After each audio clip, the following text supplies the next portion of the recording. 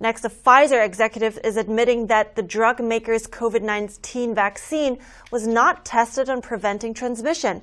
This is during a meeting of the European Parliament. Take a look. So a question then for you, Ms. Small, where I would like a clear answer, please. So there are no misunderstandings. Was the Pfizer Covid vaccine tested on stopping the transmission of the virus before it entered the market? If not, please say it clearly. If yes, are you willing to share the data with this committee? And I really want a straight answer, yes or no, and I'm looking forward to it. Thank you very much. Regarding the question around, did we know about stopping immunisation before it's entered the market? No. We had to really move at the speed of science to really understand what is taking place in the market. And from that point of view, we had to do everything at risk. I think our Dr. Bourla, even though he's not here, would turn around and say to you himself, if not us, then who?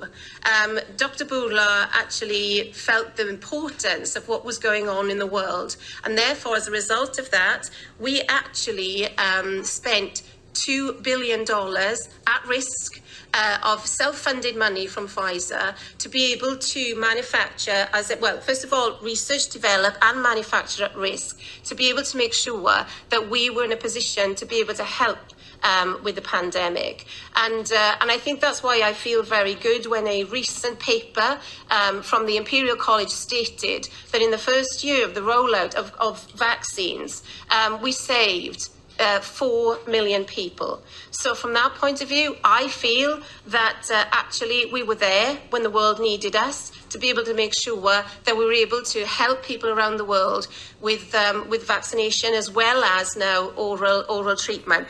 I would hate to imagine what situation we would be in the world right now if companies like us did not take those risks, did not do clinical research and developments at scale in order to make sure that we could have a vaccine that we could roll out to the world. So I understand your frustrations, I really do. But I also hope at some point somewhere you also do appreciate what pharmaceutical companies have done in order to be able to roll out and deliver vaccines at such speed and scale. Just one thing first.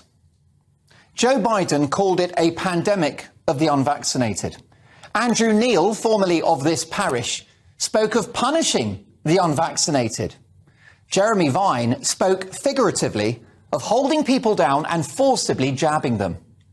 Oddly, the smiling fascist Justin Trudeau of Canada called the unvaccinated racist.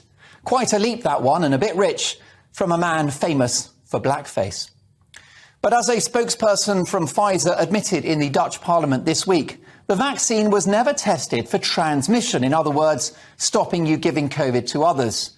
So what the authorities told us about stopping the spread with a jab was a total lie. Take it to protect Granny, a historic falsehood. Whilst safe for most, though we can't be sure, we don't have long-term data, large numbers of people around the world have suffered severe side effects, and some, including former BBC presenter Lisa Shaw, have died.